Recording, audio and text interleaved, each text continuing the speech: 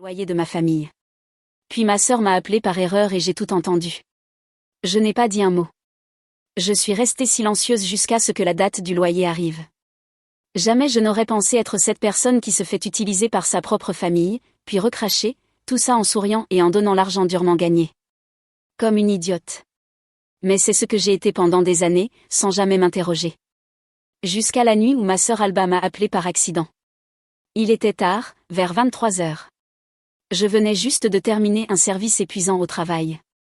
Mon téléphone a vibré, et le nom d'Alba est apparu sur l'écran. C'était bizarre, elle ne m'appelait jamais à cette heure-là. J'ai décroché, à moitié endormi. Allô ? Mais il n'y a eu aucune réponse. Seulement des voix étouffées, des rires et le son indubitable de verre qui teinte. Une fête ? Ma famille ne m'invitait pas à ce genre de choses. En fait, ils ne m'invitaient presque jamais à rien. J'étais sur le point de raccrocher jusqu'à ce que j'entende mon nom. Mon Dieu, tu peux croire qu'Olivia pense encore qu'elle nous aide ? C'était la voix de ma mère. Aiguë, moqueuse, pleine de mépris. Alba a laissé échapper un petit rire. Elle se croit sainte. Comme si sans elle on serait à la rue. D'autres rires. Enfin, techniquement on le serait, est intervenu mon frère Matteo. Mais c'est son obligation. Elle nous le doit, a ajouté Alba d'un ton dédaigneux. Elle n'a pas d'enfant, pas de mari, rien. À quoi d'autre va-t-elle dépenser son argent ? Un frisson m'a parcouru le dos. Elle nous le doit. Oh, s'il te plaît. Ma mère a ricané. Elle ne paie pas par générosité. Elle paie parce qu'on l'y oblige. Qu'est-ce qu'elle pourrait faire d'autre ? Nous abandonner ? Elle a dit ça comme si l'idée la dégoûtait. C'est pour ça qu'on devrait lui demander plus, a commenté Alba comme si de rien n'était. Elle vient d'avoir une augmentation. Elle peut se le permettre. Matteo a poussé un petit sifflement. Appartement de luxe, nouvelle voiture, voyage. Elle s'en sort super bien. Et nous, on compte nos sous pour le nouvel iPhone. Alba a soupiré. Exactement. Ma mère a conclu. Si vraiment elle se souciait de nous, elle paierait plus que le loyer. Les courses, les factures, les journées spa pour maman. J'ai senti mon estomac se nouer. Mon argent ne couvrait pas des besoins essentiels. Il finançait leurs caprices, leur sentiment d'y avoir droit. J'avais envie de raccrocher, de hurler, mais je ne l'ai pas fait. Je suis juste restée là, serrant le téléphone si fort que mes doigts me faisaient mal, écoutant comment ma propre famille, les gens pour qui j'avais tant sacrifié, me démolissaient comme si je n'étais rien. Ma mère a poussé un soupir dramatique.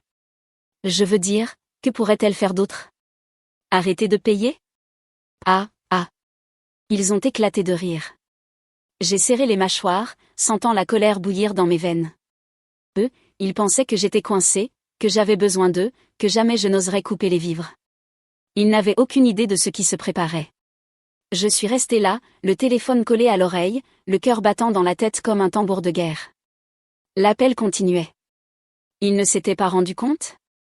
Ils ne savaient pas que j'écoutais.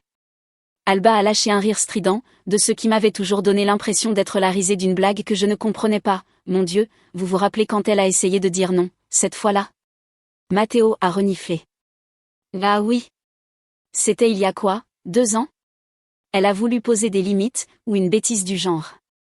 Ma mère a émis un son de pur amusement. Et regarde à quelle vitesse elle a cédé. 2 ou 3 larmes et hop, elle suppliait de nous aider à nouveau, a soupiré Alba. Exagéré. Elle est tellement faible. Elle a peur d'être la méchante. C'est pour ça qu'on gagne toujours. Quelque chose s'est brisé en moi, brutalement, violemment. Ce n'était pas une famille qui s'entraidait. C'était un jeu pour eux, un jeu de pouvoir. Ils s'amusaient à mes dépens, riaient pendant que je me vidais de mon sang pour eux. La voix de Matteo est devenue condescendante. Elle est si prévisible.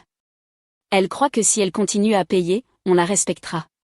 Genre, ok, merci pour le loyer, a ironisé Alba. Mais ça ne veut pas dire qu'on doit l'aimer. Je ne me suis pas rendu compte à quel point je serrais le téléphone avant de sentir la douleur dans mes doigts. La voix d'Alba est devenue mielleuse. Je veux dire, elle pourrait être plus amusante, tu vois. On est la famille, mais chez elle, c'est boulot, boulot, boulot, aucune personnalité, aucune vie sociale, a convenu ma mère.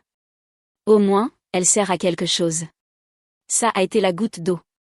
Mais je n'ai pas bougé, je n'ai pas respiré. Je suis juste restée là, tenant le téléphone en silence, écoutant. Parce que s'ils pensaient que j'étais faible, prévisible, alors je leur donnerais exactement ce qu'ils attendaient, pour l'instant. Bon, a continué ma mère d'un ton léger. Il faut qu'on parle avec elle bientôt. Le loyer augmente. Le mois prochain, elle devra couvrir la différence. Matteo a reniflé. PFF, elle va encore faire cette tête, genre victime, comme si elle souffrait. Oh non, je ne peux pas payer. Il a imité d'une voix geignarde et moqueuse. Mais elle peut payer, elle ne veut juste pas. Exactement.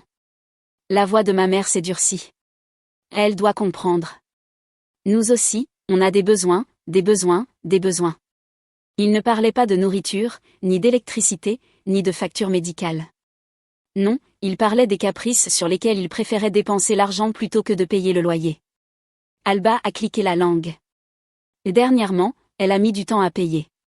On devrait peut-être commencer à lui rappeler avant. Matteo a ri. Bonne idée.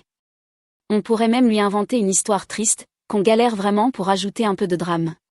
Ah, et maman, a ajouté Alba, tu devrais encore pleurer. Ça marche toujours. Ma mère a laissé échapper un petit rire. J'ai ressenti quelque chose de glacial, viscéral, noué dans mon estomac. Bien sûr, ma chérie. Je sais exactement quoi dire. Je suis restée silencieuse, le regard fixé au sol, sentant mon monde basculer sous mes pieds. Ils en étaient fiers. Fiers de me manipuler, de m'essorer jusqu'au dernier centime, puis de se moquer de moi dans mon dos. Et ils pensaient qu'ils pourraient continuer ainsi, que je ne les arrêterais jamais.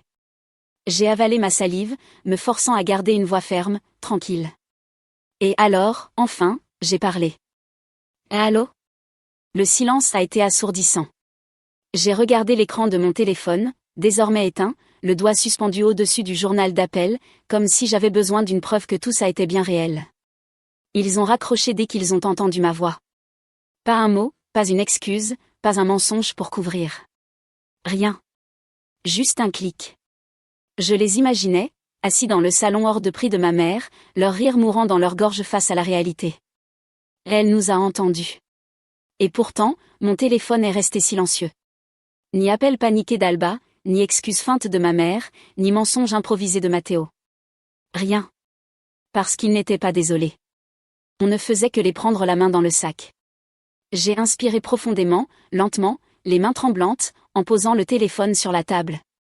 Mon esprit tournait à 1000 à l'heure, repassant chaque mot, chaque commentaire condescendant, la manière dont il m'avait détruite, comme si je n'étais qu'un distributeur automatique avec un pouls.